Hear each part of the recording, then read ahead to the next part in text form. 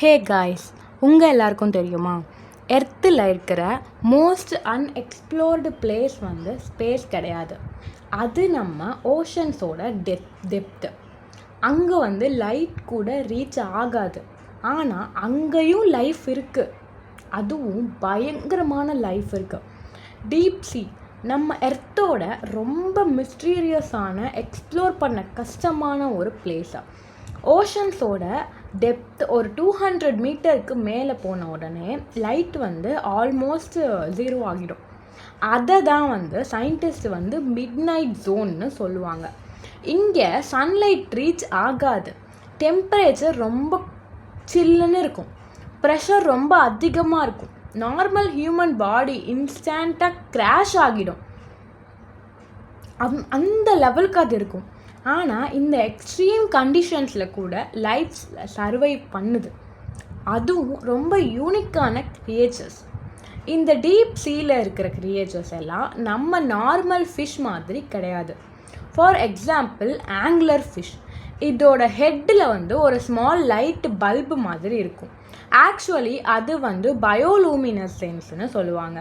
இதை யூஸ் பண்ணி இதை வந்து ப்ரேவை வந்து அட்ராக்ட் பண்ணும். டார்க்கில் ஒரு இன்னசென்ட் லைட் மாதிரி தெரியும், ஆனால் அதை ஃபாலோ பண்ணினா உடனே ட்ராப். இந்த பயோலூமினசென்ஸ் வந்து சொல்கிற கான்செப்ட் வந்து ரொம்ப இன்ட்ரெஸ்டிங்கான ஒரு கான்செப்ட்னு சொல்லலாம். தான் வந்து லைட் ப்ரொடியூஸ் பண்ணுது. மோஸ்ட்லி பாக்டீரியாவோட ஹெல்ப்பில். இன்னும் ஒரு பயங்கரமான கிரியேச்சர்ஸ்னால் கல்பர் ஈல்னு சொல்லலாம். இதுக்கு பாடியை விட மவுத் வந்து ரொம்ப பெருசாக இருக்குமா. அது வந்து எது கிடைச்சாலும் அது அப்படியே முழுங்கிடுமா. சைஸ் ரொம்ப பெருசாக இருந்தாலும் பரவாயில்ல. டீப் சீல ஃபுட் ரொம்ப ரேராக கிடைக்கும்.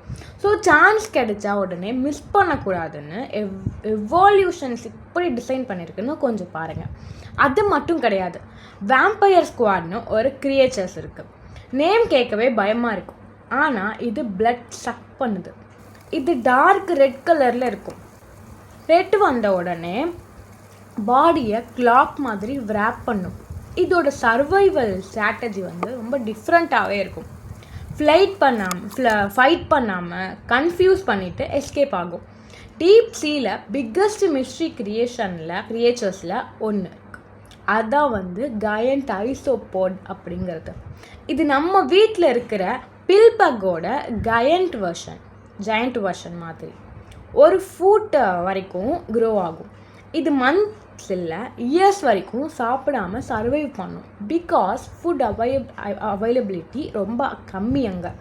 ஸோ சயின்டிஸ்ட் வந்து இப்போ வரைக்கும் வந்து ஓஷன்ஸில் 5% மட்டும்தான் எக்ஸ்ப்ளோர் பண்ணியிருக்காங்க.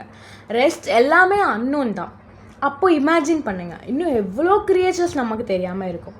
சம் ரிசர்ச்சர்ஸ் சொல்கிறாங்க டீப் சீல ஏலியன்ஸ் மாதிரி இருக்கிற லைஃப் வந்து ஃபார்ம்ஸ் இருக்கலாம்னு சொல்கிறாங்க. பிகாஸ் அங்கே இருக்கிற ஆர்கானிசம்ஸ் வந்து ஆல்ரெடி நம்ம இமேஜினேஷன்ஸ்க்கும் மேலே இருக்கும்.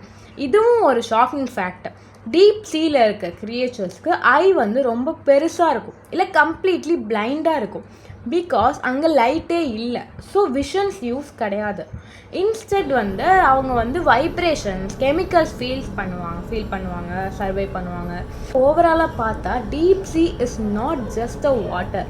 அது ஒரு டார்க் சைலண்ட் ஏலியன் வேர்ல்டு.